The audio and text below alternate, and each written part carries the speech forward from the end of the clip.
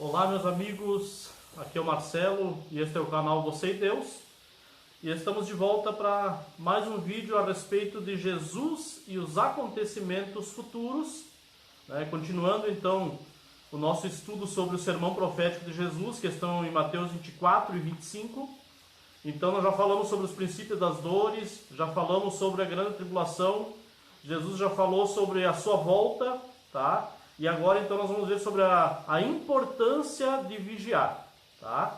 Então todos os textos bíblicos, principalmente no Novo Testamento, que se referem ao fim dos tempos e à volta de Jesus, todos eles sempre têm um teor de motivação, de chamada de atenção, de alerta para o retorno de Jesus. Então, como devemos agir, como devemos nos conduzir e como devemos nos preparar para a volta de Jesus, e para a vida eterna.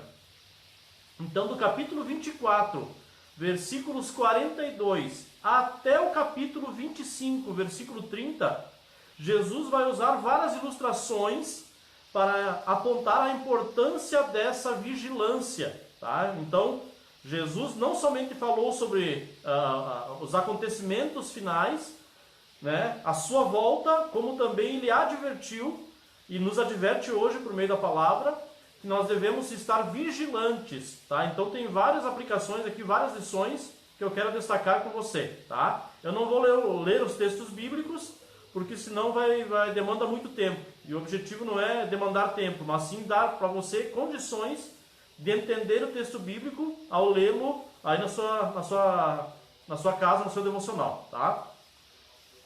Então, a primeira ilustração está no versículo 42 a 44 do capítulo 24, aonde Jesus ele fala sobre o ladrão invasor, Então, se o dono da casa soubesse que hora o ladrão viria, ele não dormiria, ele ficaria acordado esperando o ladrão vir, então, para impedir que ele entrasse na casa, para interceptar essa invasão, tá? Então, qual é a lição que nós temos aqui? A de vigilância constante. Então, nós não sabemos o momento certo em que Jesus vai voltar. A Bíblia é clara com relação a isso. Nós não sabemos. Então, a orientação de Jesus é que a gente esteja vigilante, constantemente em estado de vigilância.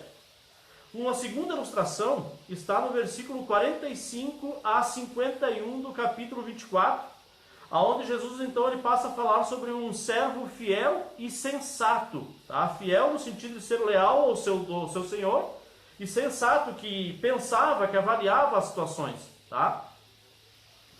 Então aqui nós temos três lições principais. A questão do compromisso, Quem é fiel tem um compromisso com o outro, De ser uma pessoa leal, de ser uma pessoa que fala na mesma linguagem, tá? Que pensa da mesma maneira e que age da mesma maneira. Então aqui Jesus está chamando a atenção que é para a gente ficar compromissado com Ele, tá? Que é para a gente ser fiel a Ele, que traz a segunda palavra então, que é a fidelidade, ter um compromisso, falar a mesma língua, pensar da mesma forma que Ele nos ensina na sua palavra. E também aqui ele está se referindo à constância na obra de Deus, tá? Porque o texto está falando aqui que o servo poderá pensar assim: mas o meu mestre não vai voltar tão cedo, então ele vai começar a espancar os outros servos, a tratar mal, deixar de dar comida e bebida e tal. Então ele fala: e se esse Senhor vier no momento em que ninguém espera, tá?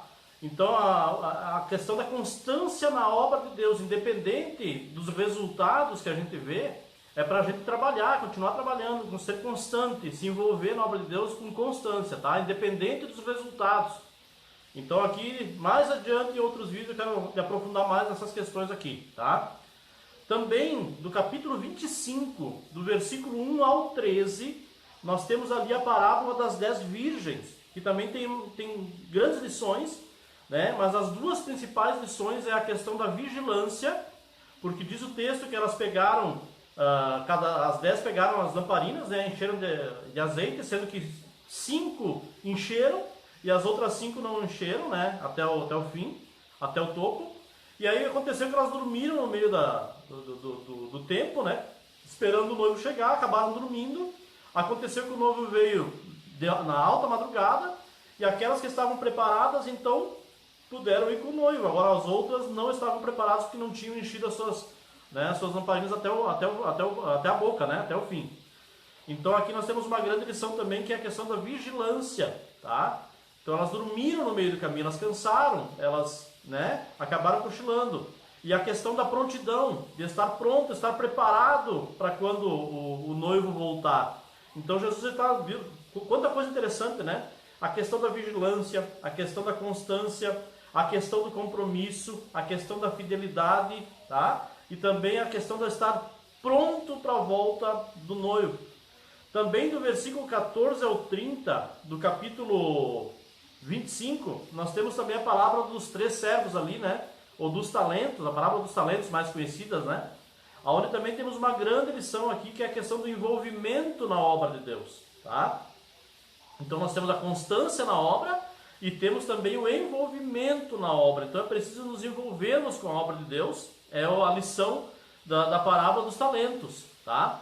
Então todas essas parábolas e essas ilustrações de Jesus, elas servem para mostrar que o tempo está próximo, né? Os sinais estão acontecendo. Nós não temos como saber exatamente quando é que vai ser o momento certo da volta de Jesus, mas nós devemos ser constantes, nós devemos ser vigilantes, estar atentos, devemos nos preparar, estar prontos para quando o momento que ele pode chegar, qualquer momento ele pode chegar, né?